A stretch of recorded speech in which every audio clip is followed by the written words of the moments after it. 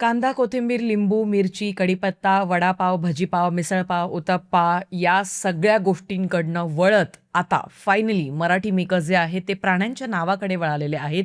चला, कुठेतरी काहीतरी बदल घडतायत हे बघून आनंद झाला.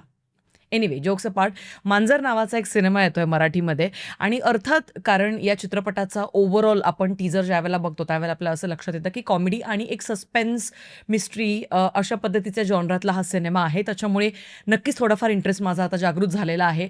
कारण अख्ख्या टीजरमध्ये कुठेच बिलो द बेल्ट जोक्स आत्ता तरी आपल्याला पाहायला नाही मिळत आहे. कारण सेम इथून मागे जेव्हाही कॉमेडी चित्रपट बनवले जातात मराठीमध्ये मोस्ट ऑफ द टाईम आपण सगळेजण बघतो की बिलो द बेल्ट जोक्स असतात त्याच्यामध्ये आणि ओढून ताणून कॉमेडी केलेली असते किंवा जबरदस्ती बळजबरी त्याच्यात अशी घुसवली आहे ती कॉमेडी असं आपल्याला लेजिट फील होतं ॲज अ व्ह्युअर म्हणून त्या पर्टिक्युलर सिनेमागृहामध्ये. पण आत्ता तरी टीजर बघता तशी भावना आली नाही, ते जरा बरं वाटलं.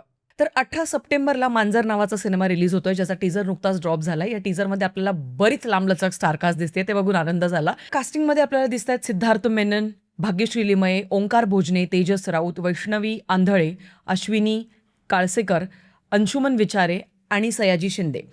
अर्थात इतरही बरेचसे कलाकार नक्कीच असतील, पण मुख्यतः आपल्याला एवढे सगळे कलाकार हे टीजरमध्येच पाहायला मिळत आहेत. आता सगळ्यात पहिली गोष्ट तर याचा जो प्लॉट आहे त्याची कल्पना आपल्याला टीजरमधनंच आलेली आहे. ऑल्दो असं कधीच व्हायला नाही पाहिजे की कुठच्याही चित्रपटाच्या टीजरमधनंच तुम्हाला बऱ्यापैकी प्लॉटची आयडिया येईल, पण तरीसुद्धा स्टील मी असं म्हणेन की चित्रपट सेफ झोनमध्येच आहे. अजून पूर्णतः काय नक्की गुपित आहे ते काहीच उलगडलेलं नाही आहे, which is a good thing for the cinema of course. पण मुख्यतः प्लॉट आपल्याला असं समजतोय, अर्थात अंदाजच लावतोय आपण, वेगळा असू शकतो ॲट ॲक्च्युअल चित्रपटामध्ये. पण टीजरला ओव्हरऑल पाहता 3 मित्र आहेत आणि ते तिघेही म्हणजे एकाच कॉलेजात पास आऊट वगैरे होतात आणि मग एकाची नोकरी लागलेली आहे जो आहे सिद्धार्थ मेनन.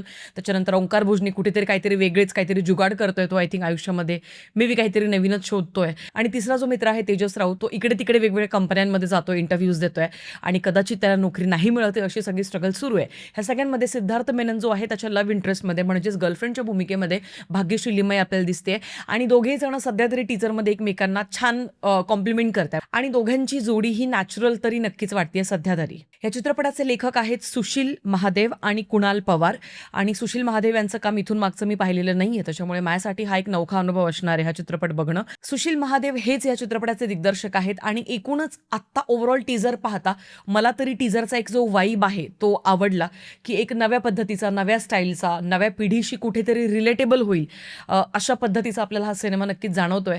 आता मांजर हे नाव का दिले, कारण अख्ख्या टीजरमध्ये कुठेच काहीच हिंट नाही आहे, मांजराचा फक्त आपल्याला आवाज ऐकायला येतोय. पण नक्कीच या मांजराशी रिलेटेड काहीतरी, पैशांशी रिलेटेड काहीतरी घबाड बिबाड काहीतरी असणार आहे असं तरी सध्या आपल्याला दिसतंय. पण मला ओव्हरऑल ज्या पद्धतीने म्युझिक डिझाईन केलं आहे ना, BGM, ते सुद्धा भारी वाटलं. एकदम असं नवीन स्टाईलचं रिफ्रेशिंग असं काहीतरी एक वाईब आपल्याला देऊन जातं ते BGM. त्याच्यामुळे मला रोहन यांनी जे म्युझिकचं डिपार्टमेंट सांभाळलं आहे चित्रपटाचं ते ऐकून ॲक्च्युली भारी वाटलं. 1 मिनिट 24 सेकंदांचा टीजर होता आणि थँकफुली हा इतक्या कमी वेळेचाच होता, कारण बऱ्याचदा आपण असं बघतो की टीजर आणि ट्रेलरच इतके लांबलचक असतात की ते बघतानाच कंटाळा येतो. पण हा ट्रेलर तसा अजिबात नव्हता. मला जेन्युइनली ट्रेलरची जी वाईब आहे ती खूप जास्त आवडली. ही सेम वाईब आहे जी आपण प्यार का पंचनामा किंवा दिल तो बच्चा है जी अशा प्रकारचे जे सिनेमे बॉलिवूडचे आले होते बघा, की 3 एक मित्र असतात, ते एक सोबत एका फ्लॅटमध्ये राहत असतात आणि तिघेही जण काही ना काहीतरी फायनान्शियल इश्यूजला फेस करत असतात, बऱ्याच सगळ्या गोष्टींमधनं जात असतात, प्रत्येकाचे वेगवेगळे सब प्लॉट सुरू असतात आणि मग फायनली काहीतरी मज्जा घडते त्या सगळ्यांसोबत, अशी गंमत घडते. तर असंच काहीतरी मला इथे बघायला मिळणार आहे असं वाटतंय ओव्हरऑल टीजर बघता. आत्ता तरी मला टीजर जाम आवडला आहे. तुमचं काय म्हणणं ते तुम्ही कमेंट सेक्शनमध्ये नक्कीच कळवू शकता. आणि मांजर नंतर आता पुढच्या कुठच्या प्राण्याचं नाव मराठी मेकर्सने ॲक्च्युली त्यांच्या सिनेमाला द्यायला पाहिजे असं तुम्हाला वाटतं, तर ही कमेंट सेक्शनमध्ये कळवा. येऊ दे जरा प्राण्यांची नावं, प्राणी संग्रहालय खोलून टाकूया राव आपण आपल्या कमेंट्समध्ये. भेटूया पुढच्या व्हिडिओमध्ये, तोपर्यंत काळजी घ्या. Peace out.